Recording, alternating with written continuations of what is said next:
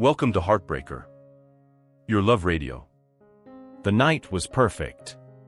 The skies over New York were clear, and the full moon shone with an intensity that illuminated the city's streets. Paul had meticulously planned every detail of this special evening. After 8 years of a solid relationship with Felicity, he knew it was the right moment to take the next step. He chose the most elegant restaurant in the city, a place where every detail exuded romance. The ambience was warm, with soft lighting and aromatic candles that created a magical atmosphere. As they entered the restaurant, Paul held Felicity's hand, who looked stunning in a navy blue dress. He led her to a reserved table near the large glass window, from where the illuminated city could be seen. The waiter, with a knowing smile, greeted them and led them to their table. "Sir and madam, this is your special place for the night," said the waiter, pulling out the chair for Felicity to sit. "Thank you," Felicity replied, smiling. "This place is wonderful, Paul. You've outdone yourself this time." "I knew you would like it," Paul said, gently squeezing her hand as he sat down. "I have a surprise for you tonight." Felicity looked at him with curiosity. "What are you up to, Paul?" she asked, her eyes sparkling. Dinner was served next, a sequence of exquisite dishes that included salmon carpaccio, lobster risotto, and a chocolate soufflé that seemed to melt in the mouth. The conversation flowed naturally, filled with laughter and shared memories. Paul was nervous, but hid it well, keeping the conversation light and fun. When the waiter brought the dessert, Paul gave a discreet signal. The musicians playing softly in the corner of the restaurant began a gentle violin melody, creating the perfect setting for the moment that was about to unfold. Paul stood up, slid his chair back, and with an elegant gesture, knelt before Felicity. Her expression changed from surprise to pure emotion. "Felicity," he began, his voice a little shaky, "we've been through so much together these past 8 years. We've laughed, cried, faced challenges, and celebrated victories. And every moment by your side has only made me more certain that I want to spend the rest of my life with you." He took a small black velvet box from his jacket pocket and opened it, revealing a diamond ring that sparkled intensely under the candlelight. Felicity's eyes shone brighter, and tears began to form. "Felicity, will you marry me?" There was a moment of absolute silence, as if time had stopped. Felicity, with tears streaming down her face, looked at Paul, her heart full of love and gratitude. "Yes, Paul. Yes, I want to marry you." The entire restaurant erupted in applause as Paul slid the ring onto Felicity's finger. He stood up, pulling her into a tight embrace, and they kissed passionately. The waiter brought a bottle of champagne to celebrate the moment, and the couple toasted to the future that awaited them. "To our future," Paul said, raising his glass. "To our future," Felicity repeated, smiling. The night continued with the two immersed in dreams and plans. They talked about the house they wanted to buy, the children they wished to have, and the trips they planned to take. Every word was a promise of a bright and love-filled future. "I can hardly wait to start this new phase of our lives," Felicity said, holding Paul's hand tightly. "I feel so lucky to have found you." "And I feel like the luckiest man in the world that you said yes," Paul replied, kissing her hand. When they finally left the restaurant, hand in hand, Felicity couldn't stop looking at the ring on her finger. It was a physical representation of the love and commitment they shared, and she felt happier than she had ever felt. On the way home, Paul and Felicity continued to dream aloud. They planned the details of the wedding, from the venue to the guest list. Every decision was made with enthusiasm and joy, as if they were building a castle of dreams together. "I want our ceremony to be outdoors," Felicity said, imagining a beautiful flower-filled garden, with lots of flowers and a white tent. "And you?" "I want what makes you happy," Paul replied, smiling. "But I also think an outdoor wedding would be perfect. We can have a live band and dance under the stars." "It will be magical," Felicity said, squeezing his hand. "I can't wait to say 'I do' in front of all our friends and family." When they finally arrived home, Paul and Felicity cuddled on the couch, still talking about their future plans. The proposal was just the beginning of a new journey, and both were determined to make every moment memorable. "I promise I'll make you happy every day of our lives," Paul said, looking into Felicity's eyes. "And I promise to stand by your side, through good times and bad," she replied with conviction. Thus, the night ended with the couple embraced, their hearts full of love and anticipation for what was to come. Paul's bachelor party was planned months in advance by his closest friends. They wanted to ensure he had one last unforgettable night of freedom before committing to Felicity forever. Las Vegas was chosen as the perfect destination, a city known for its vibrant energy and endless nights. However, Paul was hesitant. He was never one for big parties or excess, preferring a quiet night watching a movie with Felicity. But she, trusting fully in his integrity, encouraged him to go. "Go, Paul. You deserve to have fun with your friends." "I trust you," Felicity said with a smile, while packing his suitcase. Paul hesitated for a moment, but the sparkle in her eyes convinced him that everything would be fine. The trip began on a high note. On the plane, Paul's friends toasted to the upcoming wedding, promising it would be a night to remember. Arriving in Las Vegas, they were greeted by bright lights and the promise of a night full of adventures. The group checked into a luxurious hotel and quickly began exploring the city. "Here we are, ladies and gentlemen, the city where everything happens. Let's make this an epic night," exclaimed Mike, Paul's best friend, as he handed out casino chips to everyone. The night started with laughter, bets, and drinks. Paul let himself be carried away by his friends' enthusiasm, feeling enveloped by the contagious energy of Las Vegas. Alcohol flowed freely, and inhibitions began to disappear. It was then that Mike, with a mischievous smile, announced a surprise. "Paul, we have something special for you. Tonight, you're going to say goodbye to single life in style." Paul raised an eyebrow, confused. Before he could ask, 3 women entered the suite, clearly hired by his friends. They were attractive and dressed provocatively. Paul felt a knot in his stomach, a mix of discomfort and guilt. He tried to protest, but his friends encouraged him to relax and enjoy the night. "Come on, Paul. It's just innocent fun. Nothing serious," said Mike, pushing a glass of whiskey into Paul's hands. The pressure from the group, combined with the effect of alcohol, diminished Paul's resistance. He tried to convince himself it was just a night of fun, without consequences. But as the night progressed, things got out of control. What began as laughter and dancing soon turned into something more intimate. Paul, drunk and confused, ended up betraying Felicity with the 3 women. The next morning, Paul woke up with a pounding headache and a feeling of dread. Memories of the previous night came back like a nightmare. He felt a wave of nausea and guilt. How could he have let this happen?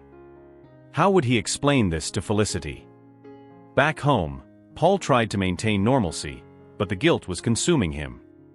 Every time he looked at Felicity, he felt an unbearable weight on his heart.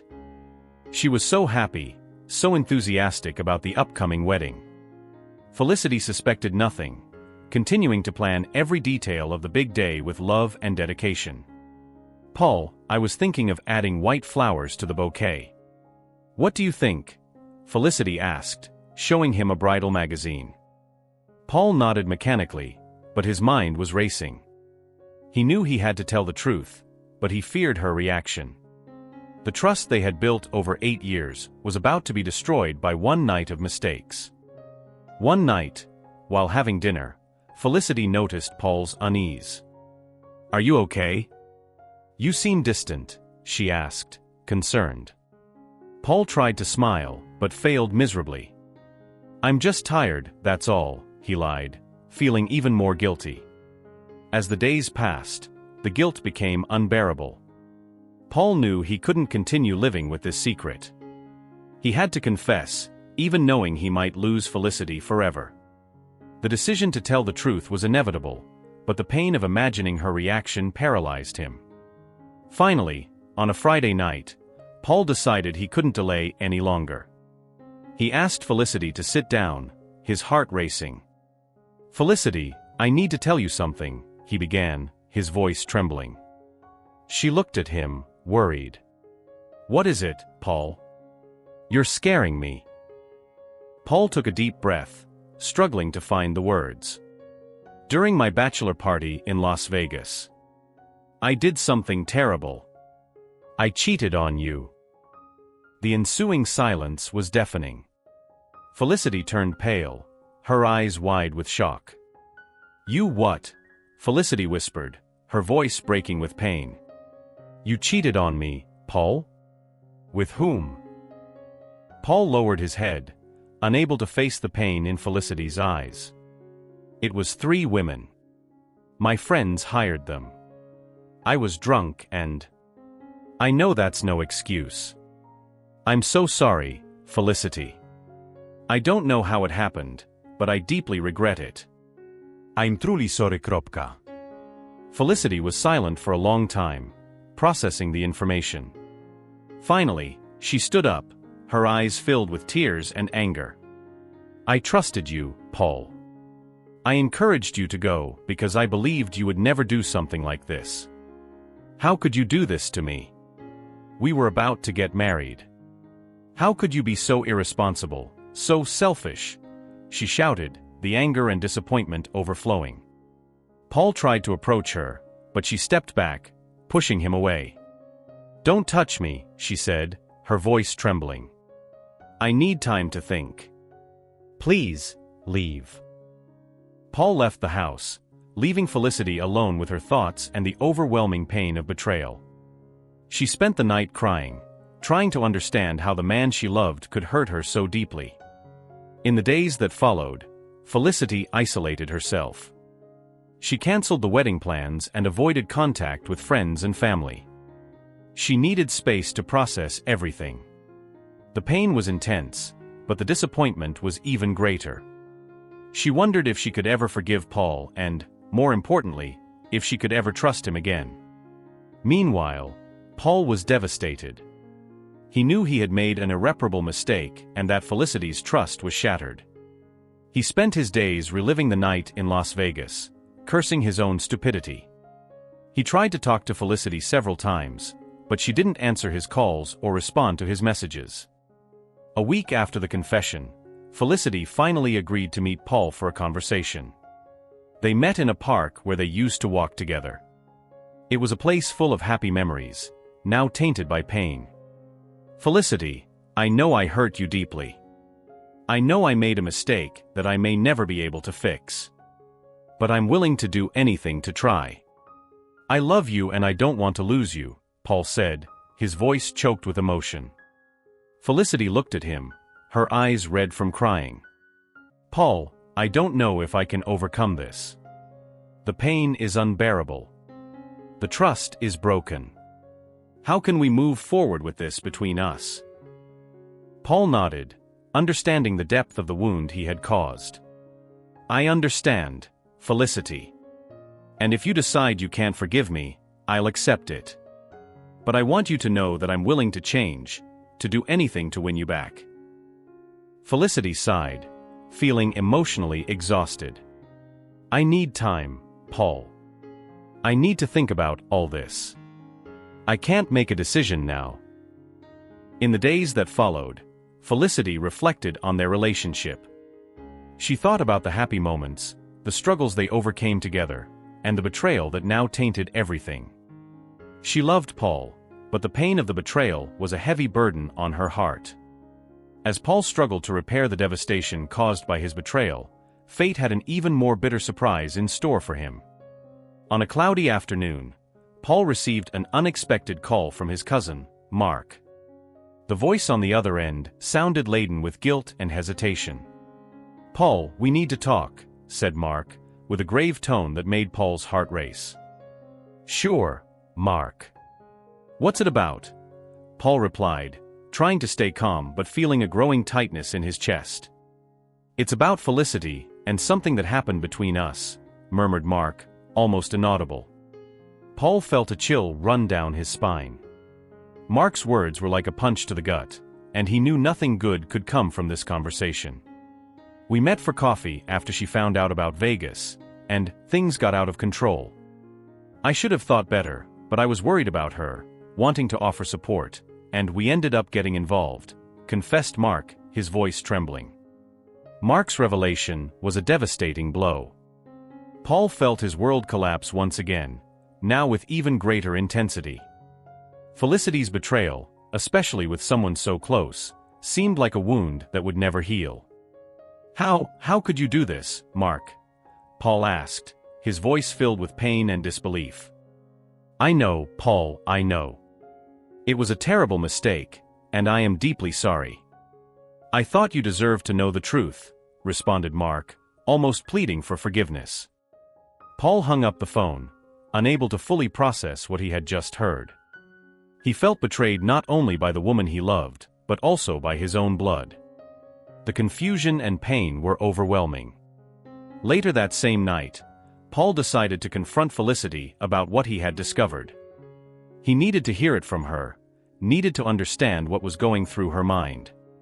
When he arrived at her apartment, he found Felicity sitting on the couch, her eyes swollen from crying. Felicity, we need to talk now, said Paul, his voice firm but laden with emotion. Felicity looked at him, knowing something was wrong. What is it, Paul? She asked, her voice trembling. I talked to Mark. He told me everything, Paul replied bluntly. Felicity felt a chill run through her body. She knew she could no longer hide the truth. Paul, I was so hurt, so lost. I didn't know what to do. When I found out about your betrayal, it felt like the ground had disappeared beneath my feet. Mark was there, he listened to me, and I made a mistake, confessed Felicity, tears streaming down her face. Paul felt a mix of anger and sadness. He wanted to scream, wanted to understand how things had come to this point. How could you, Felicity? I know I messed up, but you with my own cousin? He asked, his voice breaking. Felicity sobbed, trying to find words that could express the pain and confusion she felt. I was lost, Paul. I felt like our love had been destroyed, and Mark was there, offering a shoulder to cry on. It was a mistake, I know, but I was so hurt, she replied, trying to justify her actions. Paul shook his head, feeling more confused than ever. Felicity's actions, though understandable on some level, were a betrayal he didn't know if he could forgive. I wanted so much to fix everything, wanted so much for us to overcome this together. But now, I don't know what to think, I don't know what to feel, said Paul, his voice filled with anguish. Felicity watched him, feeling a deep pain seeing the man she loved so devastated. She knew her actions had destroyed something precious, something that might never be repaired. I don't know either, Paul. I'm so confused, so lost. I just know I still love you, despite everything. But now, I don't know if that's enough, said Felicity, her voice full of sadness. Paul took a deep breath, trying to find some clarity amidst the chaos. Felicity's words echoed in his mind, but he knew the trust between them had been irreparably damaged. Discovering Felicity's betrayal added a layer of complexity and pain that he didn't know if he could overcome. We need time, Felicity. Time to think, to understand what we really want. I don't know if we can move forward after all this, but we need time to figure it out, said Paul, his voice firm but gentle. Felicity nodded, knowing he was right. They both needed time to process the pain, the betrayal, and the conflicting emotions they felt. I understand, Paul. Let's give each other that time. Maybe, in time, we can find a way to move forward, whether together or apart, Felicity replied with a resigned sigh. Paul stood up, feeling the weight of the decision they both had to make.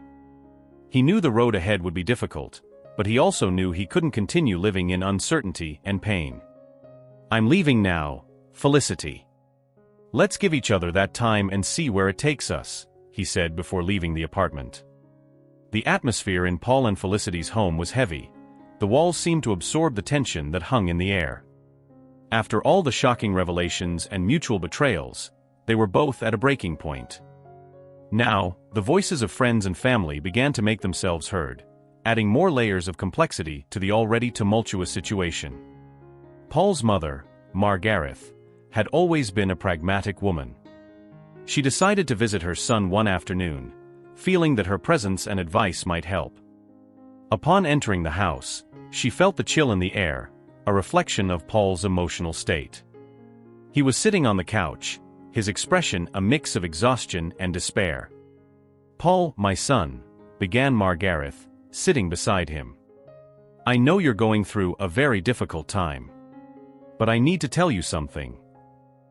Paul looked at his mother, awaiting her words with a mix of hope and apprehension. "I've always believed that true love can overcome anything," continued Margareth. "But I also know that trust is the foundation of any relationship. You both made serious mistakes, but if there is still love, it might be worth fighting for." Paul sighed deeply, his mother's words echoing in his mind. He knew she had always been an advocate for forgiveness and reconciliation, but the pain of betrayal still burned in his heart. That same night, Felicity received a visit from her childhood friend, Sarah. They had known each other since school and always trusted one another. Sarah entered Felicity's house and found her in the kitchen, staring into space while absent-mindedly stirring a cup of tea. "Felicity, I'm here to listen," said Sarah, approaching and holding her friend's hand. "I know you're going through hell right now. I want you to know that I'm on your side, no matter what you decide." Felicity looked at Sarah, her eyes filled with tears. She felt lost, not knowing which path to take. "Sarah, I don't know what to do. I love Paul, but I can't forget what he did." And now, after everything that happened with Mark, Felicity shook her head, unable to finish the sentence. Sarah squeezed Felicity's hand tighter, trying to offer some comfort.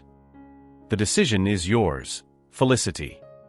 But one thing is certain, you need to forgive yourself first. Only then can you make the right decision, whatever that may be." Paul had always been an exemplary employee. Working at a renowned technology company, he had earned the respect of his colleagues and superiors thanks to his work ethic and dedication. However, after the revelation of his betrayal and the subsequent crisis in his relationship with Felicity, his performance began to visibly decline. "Paul, are you okay?" asked Sarah, his colleague and longtime friend. "You look exhausted." Paul forced a smile, but it was evident he was struggling to keep his composure. "I'm fine, Sarah. Just some personal things that have been bothering me." Sarah watched with concern as Paul tried to focus on an important report. As the hours passed, mistakes began to accumulate. Spreadsheets with incorrect data, emails sent to the wrong recipients, and missed deadlines started to catch the attention of his boss, Michael. "Paul, I need to speak with you in my office," Michael said in a tone that mixed concern and authority. When Paul entered the office, Michael closed the door and sat across from him. "What's going on? This isn't like you. I'm seeing mistakes I'd never expect from you." Paul sighed deeply, feeling the weight of the world on his shoulders. "I'm sorry, Michael. "I'm going through a tough situation at home. I promise I'll resolve it and get back to my usual performance." Michael looked at Paul, assessing the sincerity in his eyes. "I understand we all have personal problems, Paul, but I need you to focus. Our team depends on you. If you need some time off, let me know. I'd prefer you resolve your issues rather than compromise our work." Meanwhile, Felicity was facing a similar battle in her own workplace. As a marketing manager at an advertising agency, she was known for her creativity and leadership. However, the crisis with Paul had left her emotionally drained, affecting her ability to lead and inspire her team. "Felicity, are you okay?" asked Carla, her assistant. "You seem distant lately." Felicity tried to mask her anguish with a weak smile. infine, Carla. Just some personal things that are worrying me. But it didn't take long for her colleagues to notice the change. Felicity began missing deadlines, her campaigns lacked their usual spark, and she seemed unable to make quick and effective decisions. Her boss, Laura, finally decided to intervene. "Felicity, can we talk for a moment?" Laura called Felicity into her office, closing the door behind them. "I've noticed you haven't been yourself lately. What's going on?" Felicity felt tears welling up in her eyes, but tried to maintain her composure. "I'm going through a complicated situation at home, Laura. I promise I'll resolve it and get back to my normal pace." Laura sighed, showing empathy. "I understand we all have tough times, Felicity. But I need you to be present and focused. If you need some time off, talk to me. I'd rather you resolve your personal issues than see your performance and our team suffer." As the weeks went by, the pressure at work became unbearable for both of them. Paul began to seriously consider Michael's suggestion and decided to take a leave of absence to focus on resolving his personal issues. He communicated his decision to Michael, who, though concerned, supported Paul's choice. Felicity, on the other hand, struggled to maintain the appearance of normalcy. She feared that requesting leave might jeopardize her position in the company. However, the constant struggle to balance her emotions with her professional responsibilities began to take a heavy toll. "We're here to help, Felicity," said Laura, noticing the exhaustion on Felicity's face. "If you need a break, we'll find a way to manage things while you take care of yourself." Over time, Paul and Felicity began to see small signs of improvement. Gradually, Paul regained his confidence and focus at work, while Felicity found ways to manage her emotions and professional responsibilities more effectively. However, the final decision about the future of their relationship still loomed over them, adding a layer of uncertainty and tension to their healing process. On the day they were supposed to get married, Paul and Felicity met at the appointed place, but not for the ceremony that had been planned with so much care and dedication.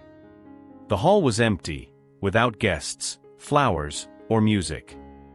Just the two of them, face to face, ready for one last candid conversation, laden with all the subplots, revelations, and feelings accumulated over the tumultuous weeks leading up to that moment. Paul was visibly nervous. He had spent the night awake, mentally going over every detail, every word he intended to say. When Felicity arrived, he noticed the same tension on her face.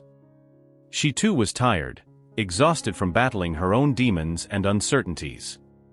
"Felicity," Paul began, his voice trembling but firm, "we need to discuss what all this means for us. I can't ignore what happened anymore." Felicity, with a desolate expression, looked directly into Paul's eyes. "I know, Paul. We've gone too far. But I still love you, and that confuses me. I don't know what to do with what I feel." Paul sighed deeply, feeling the weight of the situation. "I love you too, Felicity. But love can't be the only foundation of a relationship. Trust is crucial, and ours has been broken in ways I never imagined possible." Felicity lowered her gaze, tears starting to form in her eyes. "I know I made a mistake when I sought comfort with Mark. I did it because I was hurt, destroyed by what you did. But that doesn't justify it. It only made things worse." Paul nodded slowly. "And I made a mistake too. My betrayal in Las Vegas was a colossal error, something that should never have happened. But knowing you got involved with my cousin, that makes it even more painful and complex." There was a heavy silence between them, each processing their own guilt and traumas. Finally, Paul gathered the courage to say the words that had been on his mind for days. "Felicity, I've thought a lot about this. I've recalled all the moments we shared, good and bad. But I've come to a conclusion that, although painful, is the only one that makes sense to me now." Felicity looked at him, hope and fear mixing in her expression. "What have you decided, Paul?" Paul took a deep breath. "I can't trust you anymore. Not just because of the betrayal with Mark, but because of what it represents.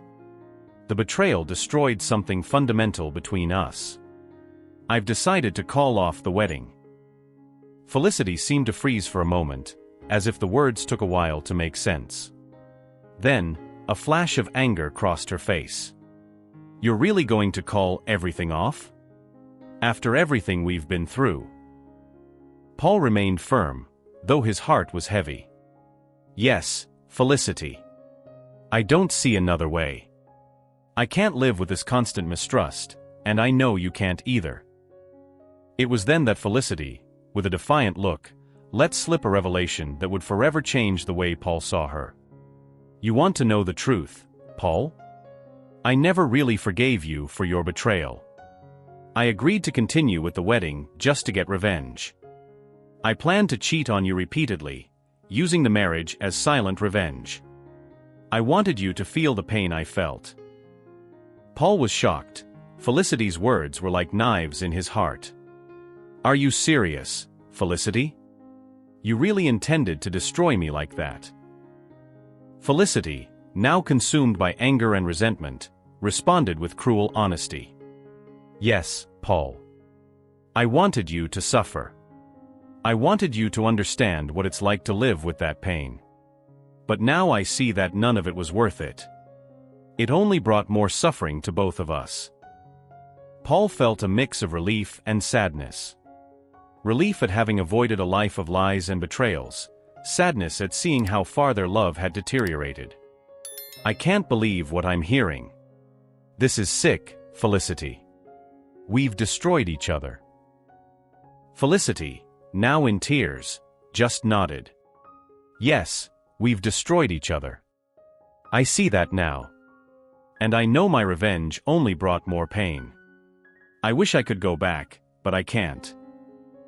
Paul stood up, feeling that the conversation had come to an end. I need to go, Felicity. I need to start my life over, away from this pain. I hope you find a way to heal too. Felicity, still crying, couldn't respond. She just watched as Paul walked away, each step echoing like a final goodbye. When he finally left the hall, she felt the weight of loneliness and the emptiness of her own choices. Paul, for his part, left the place with a mix of relief and sadness.